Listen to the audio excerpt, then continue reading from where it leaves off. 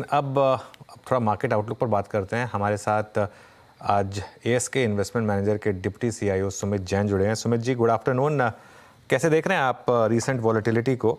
एक बड़ी रैली हुई, उसके बाद ये जो पिछले 2 दिन में हमने थोड़ा सा थकान और अब थोड़ा सा डिक्लाइन देखी। इसको प्योरली जियोपॉलिटिक्स से जोड़ के देखा जाए या कुछ और आपका व्यू क्या होगा? आप Anuj ji, first of all thank you.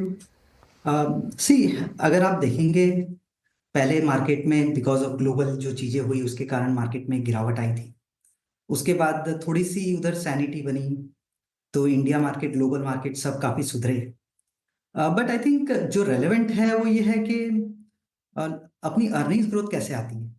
C, volatility globally कोई रीजन से बनी हुई रहेगी। वर्ल्ड जो पहले हुआ करता था और अभी है, मेरे को नहीं लगता है कि it's going to remain the same. Inherent volatility market में अब रिलेटिवली ज्यादा रहेगी एंड इसलिए मेरा मानना यह है कि अब जो इन्वेस्टमेंट का तरीका है वो बदलना पड़ेगा। हमें उन बिजनेसेस पे एक्चुअली फोकस करना पड़ेगा जो इनहेरेंट स्ट्रेंथ काफी ज्यादा है। सो वोलेटिलिटी एक्चुअली मार्केट का बड़ा हिस्सा बना हुआ रहेगा आपसे। जी सुमित जी, गुड आफ्टरनून। मैं श्रेया बात कर रही हूँ। आपने कहा इनहेरिटेंट स्ट्रेंथ पर नज़र रहेगी, तो ऐसे मूड माहौल में अर्निंग्स आपने देखी, हालांकि अभी भी आने बाकी है बहुत सारी कंपनियों के, फिर भी कहाँ पे आपको विजिबिलिटी थोड़ी स्ट्रांग नज़र आ रही है? कोई ऐसा स्पेस, पर्टिकुलर स्टॉक, थोड़ा उस पर प्रकाश डालिए। सो इनहेरेंट अर्निंग स्ट्रेंथ अगर आप देखेंगे तो मेरे ख्याल से अगर लॉन्ग टर्म में हम देखें तो मैन्युफैक्चरिंग जो इंडिया में है उस स्पेस में अर्निंग्स काफी बेहतर आएगी। हमारे पास पोटेंशियल है कि हम जो अभी दुनिया में बदलाव हो रहे हैं जिसके कारण सप्लाई चेन में बदलाव आ सकते हैं, उसके कारण इंडिया में मैन्युफैक्चरिंग में मेरे ख्याल से अपना एक स्कोप है कि हम काफी बड़े हों। And electronic manufacturing, even pharmaceutical side, जहां हमारी एक स्ट्रेंथ है उधर मेरे ख्याल से अर्निंग्स बेहतर आएगी। Even some domestic discretionary consumption businesses, वहां पर अर्निंग्स एक्चुअली बेहतर आ रही है। एंड ओवर पीरियड इंडिया में जो इनहेरेंट स्ट्रेंथ है ऑफ डेमोग्राफिक प्रोफाइल, जहां पर अपनी आबादी की एज थोड़ी कम है, इनकम लेवल बेहतर हो रही है, तो डिस्क्रिशनरी साइड में ओवर पीरियड अर्निंग्स बेहतर आनी चाहिए। ओके सुमित जी, जो स्पेस, नमस्कार, मैं वीरेंद्र बोल रहा हूँ डेली स्टूडियोज से, और जो स्पेस स्टेबल रहे, स्ट्रॉन्ग रहे, उसमें देखिए फार्मा में भी टर्बुलेंस थे and thanks to mister Trump जिनके स्टेटमेंट्स ने टर्बुलेंस वो इन्फ्यूज़ की। बट हेल्थ केयर स्पेस में अगर आप जाएं तो वहाँ पर हॉस्पिटल्स को देखिए आप, क्या स्ट्रेंथ रही और टर्बुलेंस नहीं थी। आई मीन प्राइस स्टेबल थे। ये मैं थोड़ा सा शुरुआत में ही इस स्पेस को आपके साथ डिस्कस करना चाहूँगा। यहाँ पे आपका व्यू क्या है इस वक्त, जहाँ स्टेबिलिटी रही है, प्राइस स्टेबिलिटी रही है?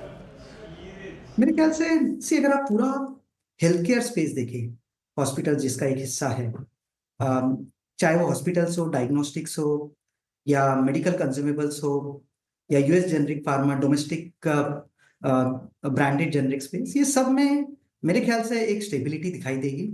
हॉस्पिटल भी ग्रोथ रेट्स बेहतर आनी चाहिए। इनफैक्ट अगर आप देखेंगे बिजनेसेस जो हॉस्पिटल स्पेस में है इंडिया में, उनकी बैलेंस शीट भी पहले के मुकाबले काफी बेहतर है। इनहेरेंटली अगर आप देखोगे जो उनके रेवेन्यू पर बेड आ रहे थे, वो लंबे समय से रेवेन्यू पर बेड में ग्रोथ अच्छी आ रही है। एंड इन्फ्लेशन मेडिकल में हमेशा से काफी ज्यादा रहा है, जहां से इनहेरेंट प्रॉफिटेबिलिटी भी बढ़ी है, कैपिटल एफिशिएंसी इन बिजनेसेस की बढ़ी है। सो मेरे को लगता है ये सब बिजनेसेस लॉन्ग टर्म के लिए, जहां पर अनऑर्गेनाइज्ड काफी बड़े हैं, organised over period we will see कि जैसे जैसे इनकम लेवल्स भी बढ़ेंगे, people need better facilities. So ये सब जगह ना लॉन्ग पीरियड में तो अच्छे नंबर आएंगी, अभी शॉर्ट पीरियड में भी इधर पे number seems to be very decent. अच्छा सुमित जी, जरा 1 मिनट होल्ड करिए। एक थोड़ा ब्रेकिंग न्यूज़ एड्रेस कर लेते हैं, उसके बाद आपके पास आते हैं। मारुति के नंबर्स आए और स्टॉक डे लो पर। नंबर्स में क्लियरली मार्जिन में काफ़ी तगड़ा प्रेशर देखने को मिला, लेकिन इसके अलावा और क्या दिखते हैं, क्योंकि स्टॉक पहले से ही वीक था। सुदर्शन के पास चलते हैं, अब थोड़ी सी रिकवरी आ रही है। सुदर्शन, गुड आफ्टरनून, बताइए। Good afternoon. सो मारुति का अगर जो मार्जिन छोड़ दें तो ओवरऑल अर्निंग्स इन लाइन है। रेवेन्यू 6% बढ़ा, एक्सपेक्टेशन था कि 7% बढ़ेगा। प्रॉफिट भी ऑलमोस्ट 9% गिरा है, थोड़ा सा आपने जो एक्सपेक्टेशंस था उससे थोड़ा सा कम आया है। मार्जिन जो आया है वो 10.5%, एक्सपेक्टेशन था कि 12% आएगा। उसके क्या कारण है मार्जिन का? एक्सपेंसेस बढ़ा है, उसमें 3 मेजर जो एक्सपेंसेस हैं। पहला मटेरियल कॉस्ट, वो 6% सिक्वेंशली बढ़ा है और 1% वाई इंक्रीज हुआ है। दूसरा एम्प्लॉय एक्सपेंसेस, वो भी 15% वाई बढ़ा है और 2% सिक्वेंशली बढ़ा है। और अदर एक्सपेंसेस में 14% इंक्रीज देखने को मिला है ईयर ऑन ईयर और 13% सिक्वेंशली। और तो ये अगर सारे कॉस्ट को आप मिला देते हैं तो उसका इंपैक्ट मार्जिन पे आया 230 बेसिस पॉइंट्स, कंपनी ने अपने प्रेजेंटेशन में बताई है। लेकिन अगर जो इसी को बाइफरकेट करने की, मटेरियल कॉस्ट का इंपैक्ट क्या था मार्जिन पे, वो था 90 बेसिस पॉइंट्स। एम्प्लॉय कॉस्ट का एक्सपेंस क्या था, 30 बेसिस पॉइंट्स। एक चीज़ जो सब लोग बोल रहे हैं कि ये वन ऑफ हो सकता है, वो है अदर एक्सपेंसेस बोल रहे हैं कि वो 110 बेसिस पॉइंट जो इंपैक्ट किया मार्जिन पे। तो कंपनी ने अपने प्रेस रिलीज में ये बताया कि वो अदर एक्सपेंसेस क्या क्या हैं। तो पहला, उन्होंने न्यू प्लांट रिलेटेड एक्सपेंसेस को मेंशन किया अदर एक्सपेंसेस में। दूसरा, एड एक्सपेंस को भी उन्होंने अदर एक्सपेंसेस में मेंशन किया। और तीसरा, हायर मैन्युफैक्चरिंग ओवरहेड्स। ये सब सारे उन्होंने अदर एक्सपेंसेस, और अदर एक्सपेंसेस का इंपैक्ट था 110 बेसिस पॉइंट। लेकिन अगर जो पॉजिटिव की बात करें तो रियलाइजेशन बढ़ा है। क्यों बढ़ा है? आपको भी याद होगा कि सिर्फ Q4 में कंपनी ने 2 बार प्राइस हाइक लिया था और उसके बाद Q4 के बाद उन्होंने 1 बार प्राइस हाइक अनाउंस किया। लेकिन अगर जो वो 2 प्राइस हाइक को फैक्टर इन करें, उसके कारण आपको रियलाइजेशन में इंप्रूवमेंट देखने को मिला है। रियलाइजेशन 7% ईयर ऑन ईयर बढ़ा है और 3% सिक्वेंशली बढ़ा है। लेकिन आगे जब हम मैनेजमेंट से बात करें तो उसमें क्या सुनने को हम एक्सपेक्ट कर रहे हैं। पहला, उनका डिमांड आउटलुक क्या है, क्योंकि जस्ट 1 महीने पहले ये सारी कंपनियां जब एक कॉन्फ्रेंस में अटेंड इन्होंने किया था, उसमें बोला था कि FY26 में भी ग्रोथ लो सिंगल डिजिट रह सकता है। तो उस पर इनका क्या कमेंट होगा। और तीसरा, जो एक मेजर इंपैक्ट देखा जाता है वो है कमोडिटी प्राइस, तो उसका ट्रेंड ये क्या देखते हैं। लेकिन ओवरऑल अर्निंग्स अगर जो मार्जिन को छोड़ दे तो इन लाइन विद एस्टिमेट, लेकिन मार्जिन वीक है। बिल्कुल, मार्जिन एक्चुअली स्टॉक में रिकवरी आ रही है। अब जो सुदर्शन ने बात कही, आई थिंक मार्केट उसको सिग्निफिकेंस ले रहा है, क्योंकि स्टॉक ऑलरेडी काफ़ी वीक पोजीशन था। और जैसा सुदर्शन ने कहा, काफ़ी उसमें जो एक्सपेंसेस बढ़े वो अदर एक्सपेंसेस थे। तो शायद पोजीशनिंग के हिसाब से मार्केट को लग रहा हो कि आगे उसमें थोड़ा सा चेंजेस आ सकते हैं। सुदर्शन, शुक्रिया। सुमित जी, ऑटोज़ पर आपका क्या व्यू होगा, और ख़ास तौर से जो पैसेंजर व्हीकल स्पेस है जहां हमने काफ़ी वॉलेटिलिटी देखी है, इवन जो स्ट्रॉन्गेस्ट स्टॉक्स हैं जैसे कि महिंद्रा, वहां भी थोड़ी सी प्रॉफिट बुकिंग आई, यहाँ पर अब आपका क्या व्यू होगा? पैसेंजर व्हीकल स्पेस में अगर आप देखेंगे तो थोड़े समय से volume growth has been a challenge.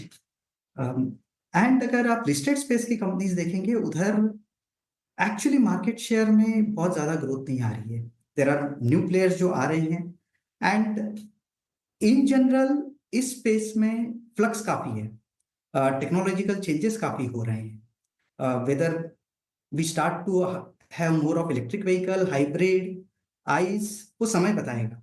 सो मेरे ख्याल से इस स्पेस में थोड़ी वोलेटिलिटी कंटिन्यू रहेगी, मार्जिन पे प्रेशर बना हुआ रहेगा। एंड हमारे हिसाब से मोर देन पैसेंजर व्हीकल जो अपॉर्चुनिटी है वो है इंडियन टू व्हीलर स्पेस में। क्योंकि अगर आप टू व्हीलर स्पेस देखेंगे, उधर बहुत सारी इंडियन कंपनीज ग्लोबली भी काफी अच्छा काम कर रही है। And okay. ग्लोबली थोड़ी चीजें स्लो थी लंबे समय तक, अब हमें लग रहा है नॉर्मलाइजेशन हो रहा है। सो एक्सपोर्ट ग्रोथ कई कंपनीज की यहाँ से काफी सुधरनी चाहिए। सो हमें लगता है कि two wheeler space actually four wheeler के मुकाबले ज्यादा बेहतर है। ठीक है, 4 व्हीलर के मुकाबले 2 व्हीलर स्पेस पे रुझान आपका ज़्यादा है। लेकिन समझ रहे IT सेक्टर को देखें आप, जिस तरीके से पूरे बाजार में बिकवाली आज, लेकिन IT सेक्टर डट के खड़ा यहाँ पे इन ग्रीन ट्रेड करता हुआ नजर आएगा, लगभग 1% की तेज़ी के साथ। रिजल्ट्स इस स्पेस में आप देखें काफ़ी मिक्स थे। आउटलुक क्या IT सेक्टर को लेकर, इस पे आपका टेक? सी आप टू व्हीलर, आप IT स्पेस देखेंगे तो उसमें इन जनरल हमारी overall dollar growth has not been great, and ये सब ग्लोबल ग्रोथ पे काफी डिपेंडेंट है, एंड उधर वोलेटिलिटी कम नहीं हो रही है। एंड सो इसलिए ये इंपॉर्टेंट है कि आप किस तरह की IT कंपनी खरीद रहे हैं, जो एक डिफरेंशिएटेड कंपनी है या एक run of the mill generic company है। हमें लगता है कि run of the mill generic company में लंबे समय तक ग्रोथ बेहतर नहीं आएगी, डॉलर ग्रोथ सिंगल डिजिट में ही बनी हुई रहेगी, and single digit dollar growth में मार्जिन्स इंप्रूव करना तो बहुत मुश्किल है, सस्टेन कर लिए तो भी ठीक है। इसलिए हमारे हिसाब से you have to buy a company जो काफी डिफरेंशिएटेड है rather than a generic name, and बहुत सारी Indian IT companies are more generic rather than a differentiated, rather than a differentiation one. अच्छा सुमित जी, एग्जैक्टली ये जो मार्जिन्स की बात आपने कही, that same principle I mean applies to FMCG as well ना। कल आप देखिए एचयूएल ने यही कहा, कितने प्रेशर पॉइंट्स हैं आपकी इनपुट कॉस्ट ऊपर है, आप वॉल्यूम्स जनरेट करने के लिए और सेल्स बढ़ाने के लिए आप एडवर्टीजमेंट एंड डिस्ट्रीब्यूशन और सेलिंग एक्सपेंसेस बढ़ रहे हैं आपके।